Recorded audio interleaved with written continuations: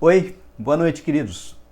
Vejam, em Eclesiastes 3 nos está apontado que para tudo há uma ocasião e um tempo para cada propósito debaixo do céu. Tempo de nascer e tempo de morrer, tempo de plantar e tempo de arrancar o que se plantou, tempo de matar o tempo de curar, tempo de derrubar e tempo de construir, tempo de chorar e tempo de rir, tempo de prantear e tempo de dançar, tempo de espalhar pedras e tempo de ajuntá-las, tempo de abraçar e tempo de se conter, tempo de procurar e tempo de desistir, tempo de guardar e tempo de lançar fora, tempo de rasgar e tempo de costurar, tempo de calar e tempo de falar, tempo de amar e tempo de odiar, tempo de lutar e tempo de viver em paz. Vejam, os tempos são difíceis, mas hoje, agora, nesse instante, é tempo de render graças ao nosso Deus em adoração. É Páscoa. Por isso eu te convido a fechar os olhos para aquilo que está acontecendo, para as circunstâncias e simplesmente se entregar à adoração ao nosso Deus.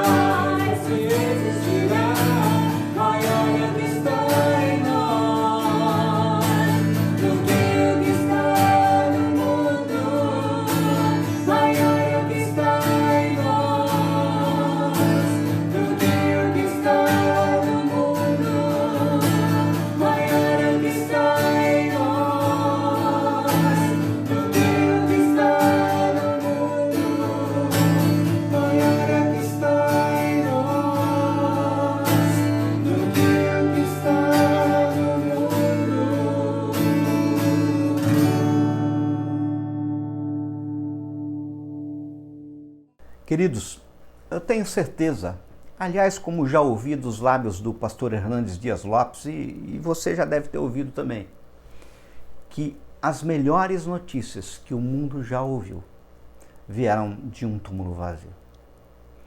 Ah, como nós estamos ansiosos por boas notícias. Agora, com certeza, nos afastando dos pessimistas de plantão e dos noticiários de cemitério, a expressão que mais ouvimos nesses últimos dias é: vai passar. E vai passar mesmo. Agora veja que interessante. A origem da palavra Páscoa advém do termo em hebraico cujo sentido simbólico é passagem, comum às celebrações pagãs, passagem do inverno para a primavera, e das celebrações judaicas, da escravatura do Egito para a liberdade terra prometida. Hoje nós comemoramos a Páscoa, não das celebrações pagãs, nem dos judeus, mas a Páscoa dos cristãos, que está fundada num túmulo vazio. Quando eu estava refletindo sobre isso e tudo quanto estamos vivendo, lembrei-me de escrita do pastor Gerson Corrêa de Lacerda, hoje pastor lá na primeira igreja presbiteriana independente de Osasco. Pastor que, aliás, já tive o prazer de receber em minha casa e achei oportuno repartir parte daquilo que aprendi com ele em uma reflexão que será para nós, tenho certeza, uma boa notícia. Portanto, eu te convido para abrir sua Bíblia e acompanhar comigo a leitura em Marcos capítulo 16, a partir do verso 1. Marcos 16, 1. Quando terminou o sábado, Maria Madalena, Salomé e Maria, mãe de Tiago, compraram especiarias aromáticas para ungir o corpo de Jesus.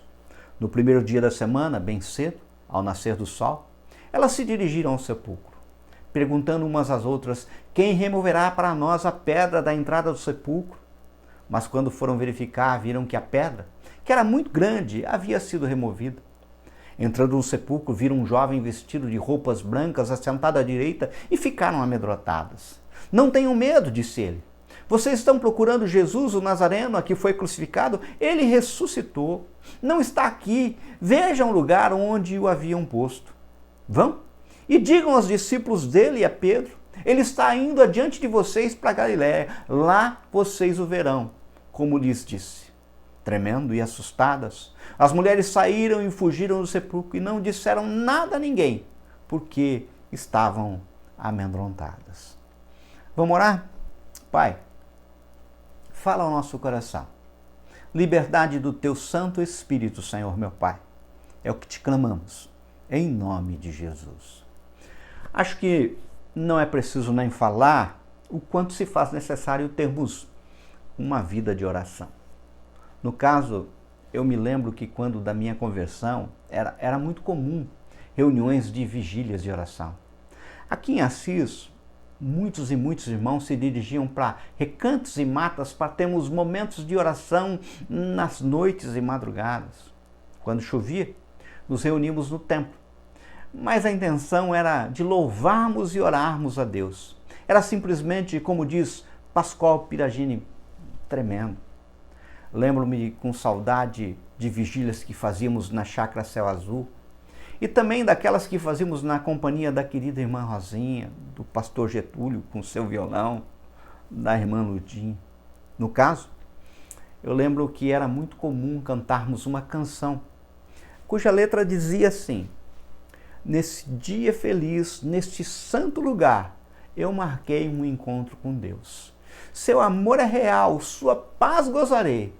Eu marquei um encontro com Deus. No caso, a canção é curtinha, não diz nada além disso. E sua ênfase está na afirmação que é repetida 2 vezes: eu marquei um encontro com Deus. Na realidade, essa expressão pode servir muito bem para definir como é muitas vezes a nossa vida, digamos, com Deus. De fato, muitas vezes em nossa vida vivemos marcando o encontro com Deus. No caso, me vem à mente de pronto uma pergunta nessa hora. Será que não é justamente para isso que nos reunimos em culto nesse momento? Será que não estamos agora diante de uma tela de computador, um televisor, a fim de termos mais um dos nossos encontros com Deus?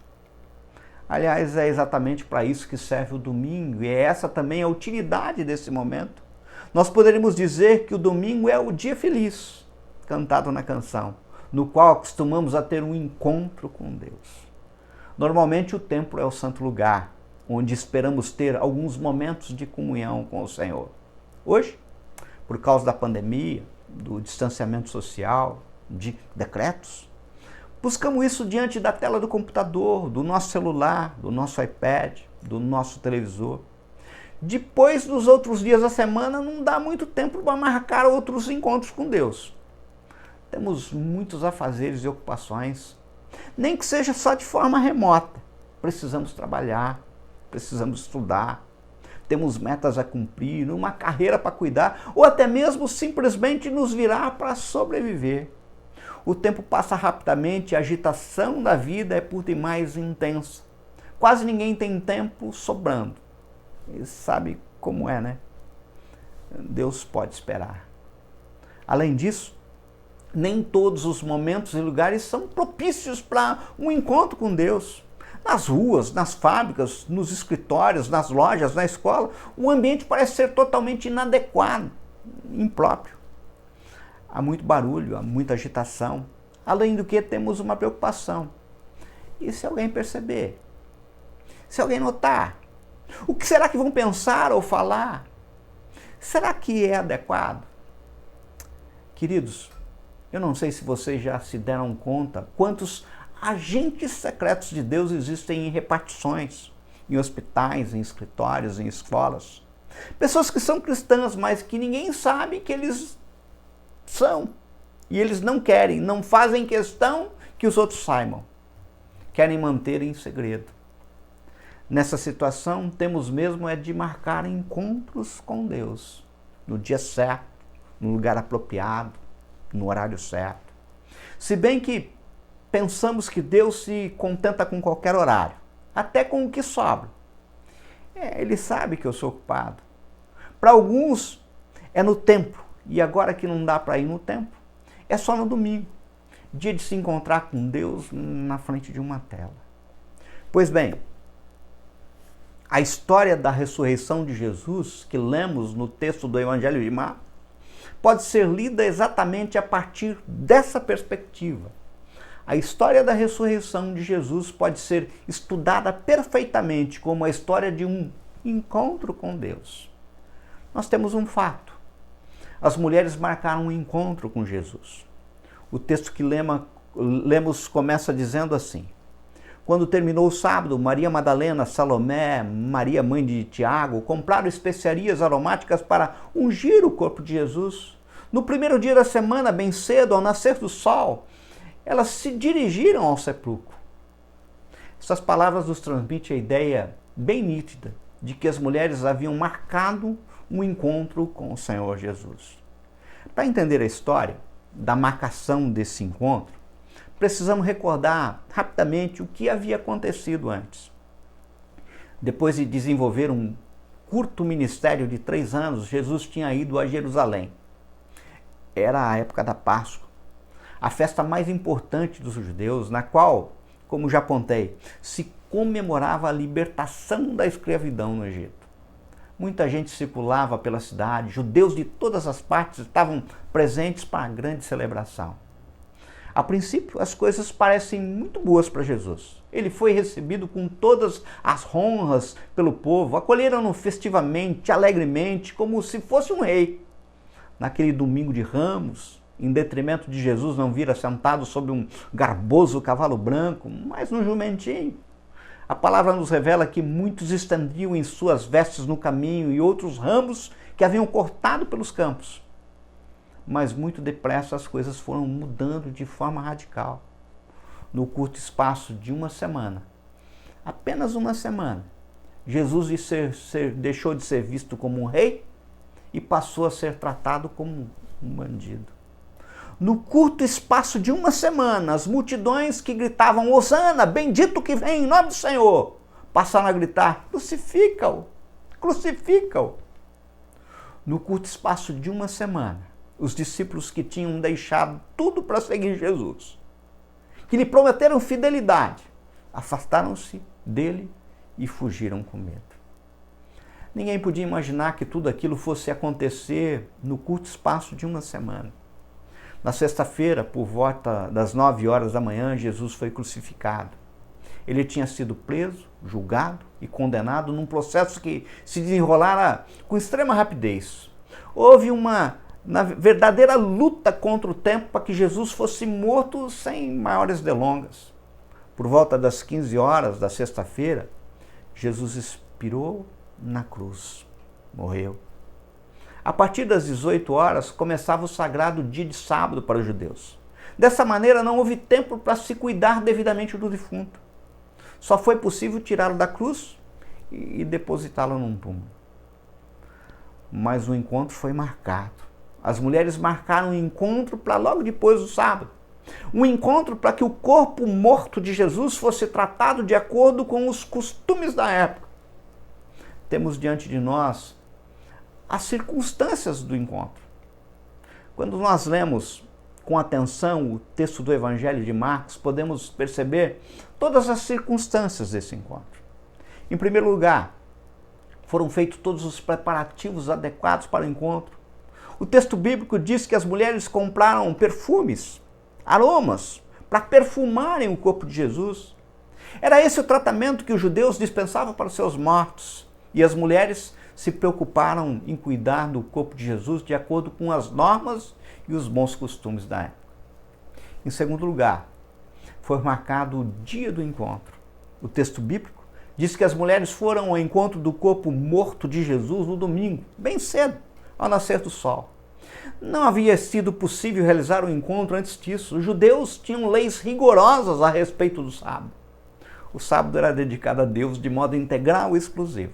No sábado, muitas coisas não podiam ser realizadas. Por isso, as mulheres tiveram de esperar o sábado terminar. Somente depois do fim do sábado elas puderam comprar os perfumes, os aromas de que precisavam para o corpo de Jesus. Somente no domingo pela manhã elas tiveram a oportunidade do encontro. Em terceiro lugar, foi estabelecido o local do encontro. O texto bíblico afirma que as mulheres se dirigiram ao túmulo, ao sepulcro, onde o corpo morto de Jesus tinha sido depositado às pressas na sexta-feira. Não podia ser outro local do encontro. Quando Jesus estava vivo, as pessoas o encontravam nos mais diversos lugares. Quando Jesus estava vivo, ocorreram inúmeros encontros de Jesus pelos caminhos da Palestina, à beira do mar da Galileia, nos montes, na praia, em casas, nas sinagogas. Mas agora, quando Jesus estava morto, o único lugar para um encontro com ele era no túmulo onde o seu corpo tinha sido colocado. Eis aí, meus queridos irmãos, as circunstâncias do encontro com Cristo morto. As mulheres se prepararam devidamente para aquele encontro, comprando os perfumes apropriados. As mulheres definiram bem o momento do encontro, um dia de domingo, bem cedo, ao nascer do sol. As mulheres também estabeleceram o local exato do encontro, no túmulo, no sepulcro, onde o corpo de Jesus fora deixado. Sem dúvida alguma, tudo foi muito bem planejado. Era um encontro que tinha tudo para dar certo. Agora, Jesus ressuscitado transtorna, desorganiza os planos do encontro. Observem, amados, para surpresa das mulheres, nada aconteceu de acordo com seus planos. A primeira coisa que espantou as mulheres que vinham para o encontro foi terem encontrado a pedra que cobria a entrada do túmulo completamente removida. Depois, ao entrarem no túmulo, elas se depararam com outra novidade. Viram um moço vestido de branco, sentado no lado direito. Não foi possível evitar o susto. Nada daquilo estava no programa do encontro. Foi nesse momento que o moço, vestido de branco, disse: "Não tenham medo", disse ele. "Vocês estão procurando Jesus, o Nazareno, que foi crucificado. Ele ressuscitou, não está aqui. Vejam o lugar onde o haviam posto." Essas palavras serviram para mostrar que o plano do encontro com Cristo morto tinha fracassado completamente. O corpo não estava mais no túmulo. O local do encontro, o horário do encontro, a forma do encontro tinha que ser replanejado. Não tinha dado certo. O corpo não estava mais morto. O túmulo estava vazio. Jesus havia ressuscitado, portanto, os perfumes comprados com tanto cuidado tornaram-se sem qualquer utilidade. Mas percebam, o moço vestido de branco forneceu também as instruções para o encontro com Cristo vivo. Ele disse às mulheres: "Vão e digam aos discípulos dele e a Pedro, ele está indo adiante de vocês para Galileia. Lá vocês o verão como ele lhes disse." Essas palavras significam que Jesus estava tomando a iniciativa. Era ele quem estabelecia as bases para o encontro com os seus seguidores. O encontro não seria no túmulo, o encontro iria acontecer na Galileia. O encontro iria acontecer do jeito que ele quer, na hora que ele quer, no lugar que ele quer. Eu vou concluir. Toda essa história traz uma lição para a nossa vida. O fato é que muitas vezes nós agimos como as mulheres que foram ao túmulo de Jesus. Marcamos encontros com Deus. Definimos quando será o encontro. Estabelecemos como será o encontro. E chegamos até a querer que Deus seja bem comportado e nos espere para que o encontremos de acordo com os nossos planos. Ora, a história da ressurreição de Jesus vem nos dizer que o relacionamento com Deus não é e não pode ser assim.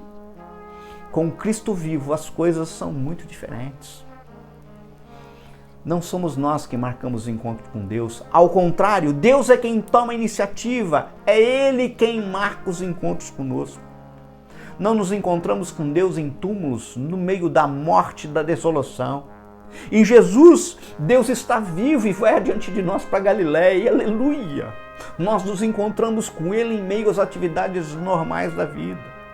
Você pode ter um encontro com Jesus agora, se Ele quiser. E eu oro para isso. Mas entenda, meu amado, entenda, minha amada. As coisas não serão como você quer. É Ele quem está no comando.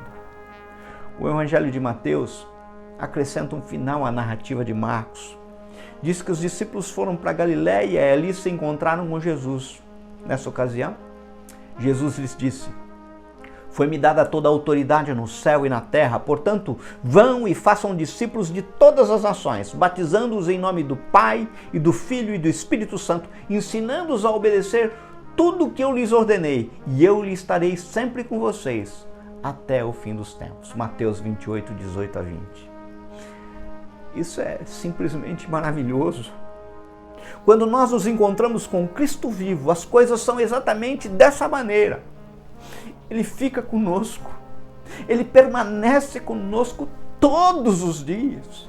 Não vivemos mais marcando encontros com Deus ou tendo encontros com Deus, passamos a viver em constante e permanente comunhão com Ele. Não adoramos um Cristo que esteve vivo e está morto, mas o Cristo que esteve morto está vivo pelos séculos dos séculos. Ele tem as chaves da morte e do inferno, Ele está sentado no trono, reina soberano e voltará gloriosamente. Sua vitória sobre a morte é a nossa bandeira. Amados, porque Jesus ressuscitou, o futuro não é incerto para nós. Não precisamos viver como aqueles que não têm esperança e caminham para um encontro com Deus num túmulo, num sepulcro. Ele é um Deus vivo, aleluia.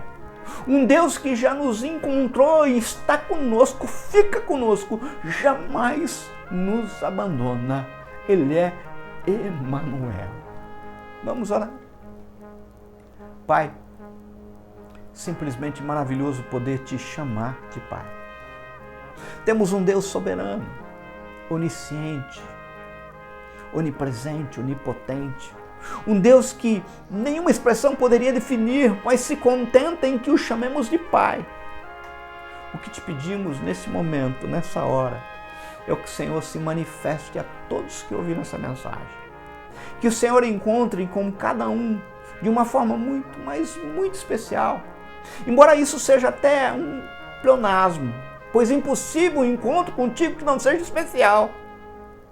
Que nessa Páscoa possamos experimentar mais e mais de um Deus vivo e que age em nós, na nossa família, na nossa cidade, no nosso estado, na nossa nação. Recebe em teu trono essa oração como reconhecimento de gratidão e estende a tua mão de poder sobre nós. É o que te pedimos. Em nome de Jesus. Amém?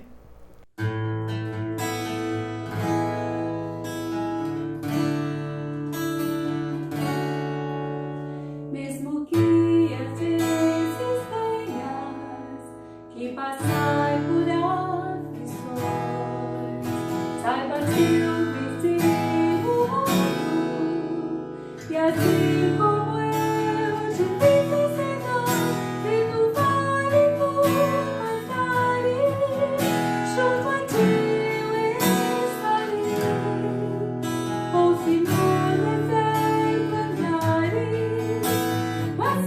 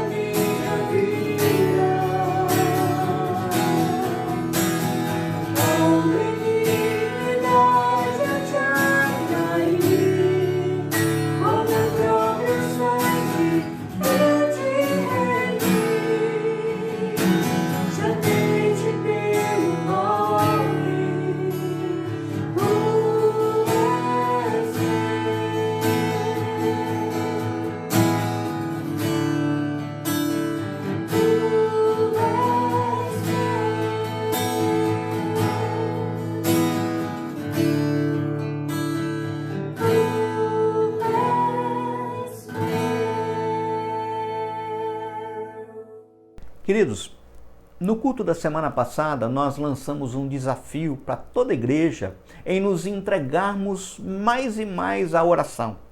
Propusemos também um jejum.